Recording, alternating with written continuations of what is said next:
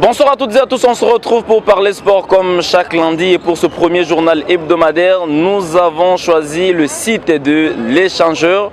Oui, pour ce journal de sport consacré au 9e jeu de la francophonie, on commence par cette nouvelle en lutte libre où la RDC a gagné sa toute première médaille d'or. C'est bien dans la catégorie des 79 kg par l'entremise d'Andy Kabea qui a battu hier en finale l'Arménien Simonia 7-0. C'est la 6e récompense pour la RDC en lutte puisque le pays avait déjà remporté 5 médailles dont 3 en argent et 2 autres en bronze. On revient sur ces reportages du ministère des Sports rendus ici par Fanfan Bitangilai.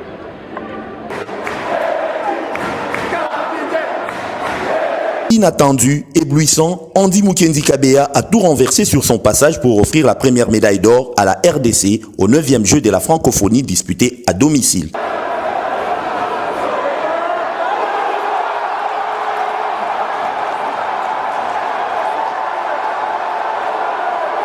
« 79 kilos, le léopard a fait exploser de joie le public présent au gymnase du stade Tata Raphaël en s'imposant au point en finale devant l'Arménien Simonia 7-0.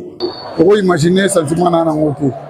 Donc souhait na benezaki na kota médaille d'or première or na ngai. Na kota na komba président biso Félix Antoine Tshisekedi. Excellence. Moi na Kabulo. Moi c'est ministre de biso sport. Donc nazaki déterminé papa moi na Kabulo. Le médaillé d'or a réalisé un exploit, de quoi susciter une superbe joie de la part du ministre des Sports et Loisirs, François-Claude Kabulo, impressionné par la qualité du spectacle produit par les capitaines des léopards de la spécialité. Quand on organise, il est normal que l'on gagne le médaille d'or. On en a à 6, mais la première médaille d'or, cela veut dire que la RDC voulait marquer son passage dans cette édition controversée. C'est vrai, l'édition a été torpillée, mais la main de Dieu est intervenue. Et vous voyez la qualité même de spectacle. Nous faisons des salles pleines. Nous sommes en train de renvoyer du monde. Cela veut dire que la RDC a réussi son pari. C'était difficile, mais on est en train, petit à petit, de remettre la RDC sur l'orbite. Et je dois rappeler qu'il y a 2 grands artisans de cette histoire. C'est Félix Tshisekedi et Jean-Michel Lukonde. Parce que nous avons veillé dans ces documents, dans ces bâtiments. Nous avons dormi tard. On est rentré à la maison à 3h, 4h du matin parce qu'on voulait présenter quelque chose de valable. Aujourd'hui, c'est fait. Bravo au gouvernement, bravo au peuple congolais. C'est la 6e distinction récoltée par les lutteurs congolais après 3 argents et 2 bronzes déjà gagnés, toujours en lutte libre.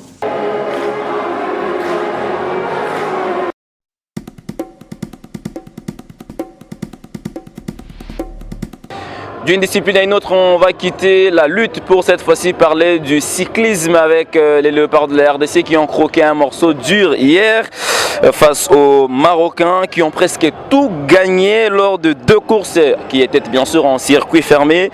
Les dames, quant à elles, ont parcouru 63 km, tandis que les messieurs ont fait 90 km au classement final. La Marocaine Salma Hariri a gagné la médaille d'or en terminant la course en 1h44 minutes et 43 secondes. La 2e et la 3e place ont été bien sûr prises par le Maroc chez les dames. La RDC a fini en 6e position et c'est bien Deborah Okito qui s'est battue bec et ongle pour offrir, quand même on va le dire ainsi, au pays cette 6e place. Chez les messieurs, Joël Kasereka a fini en 9e position. On écoute quand même quelques réactions à l'issue de ces tours fermés. Ça fait une grande joie. Deborah deuxième. La deuxième place. La deuxième place. Deborah Okito. Nous sommes très contents. On est là d'abord avec nos amis, avec nos frères congolais et africains et francophones. Donc on est là pour réussir d'abord cet événement. Et on est là pour bien sûr remporter un bon classement et des médailles d'or. C'est un parcours très court, un circuit fermé de 9 km, 60 km, une course très rapide. Donc c'était plus technique qu'une course d'endurance. Et on a pu faire l'échappée avec la première coureuse, c'était Salma, et une deuxième échappée avec les 2 coureuses, Wissal et Sheima. Et là, il a une très bonne volonté. Tous les cyclistes, ils ont une grande volonté pour réussir. C'est Salma Al-Hariri, âgée de 22 ans, une jeune athlète, pleine de compétences. On travaille dessus depuis 2-3 ans maintenant. Elle cumule un peu d'expérience entre les championnats d'Afrique, championnats d'Arabe, les championnats de Maroc aussi. Et on continue avec elle pour arriver à un très haut niveau, Inch'Allah.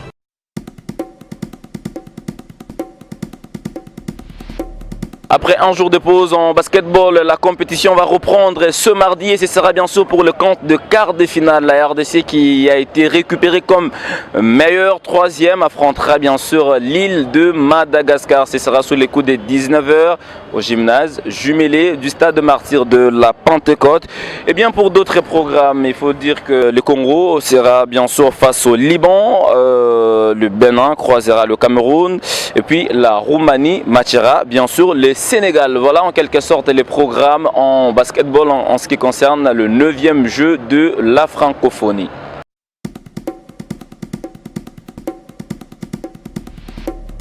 En football, les Léopards U20 sont dans les durs en tout cas après avoir raté leur entrée en lice, bien sûr face au Guépard du Bénin 2-0. Rappelez-vous, les Léopards avaient courbé les chines face à la belle équipe béninoise. C'était bien sûr au stade Père Raphaël de la Queutule. Hier, les Léopards espéraient se relancer face au Mali. Malheureusement, les Aiglons n'ont pas effectué les déplacements de Kinshasa, ce qui rend en tout cas les calculs un peu compliqués dans le groupe des Léopards, puisque s'il faudra prendre 3 points, on donnera 3 points à toutes les équipes, d'où la RDC espère être récupérée comme meilleure troisième pour essayer de se qualifier à la prochaine étape.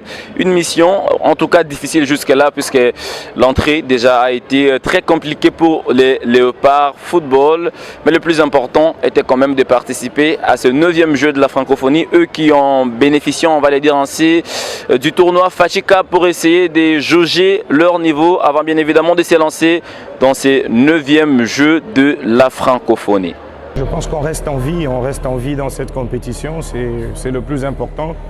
Notre souhait aurait été de jouer, de l'emporter sur l'aire de jeu, mais on s'est présenté et l'adversaire n'était pas là. Nous, on ne va pas se mettre à pleurer pour ça. Ils ne se sont pas présentés, les 3 points rentrent dans notre gibecière et on s'en réjouit. On a trébuché face au Bénin parce qu'on n'était pas prêt. Et même là, on ne serait toujours pas à 100%, mais le match du Bénin nous a servi de préparation du fameux match amical qu'on devait avoir avant la compétition.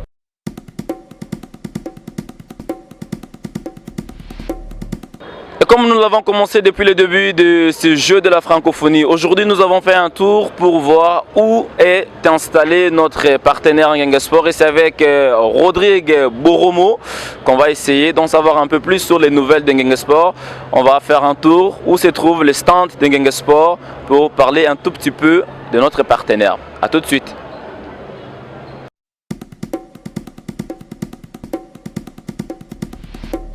Ngengue Sport reste la meilleure entreprise de paris sportifs en République démocratique du Congo. Depuis quelques années, cette entreprise de paris sportifs est au cœur des grands événements sportifs. Là où on parle sport, on voit Ngengue Sport. La preuve pour ce 9e jeu de la francophonie, Ngengue Sport est bien présent sur le terrain pour essayer de satisfaire ses clients, ses parieurs.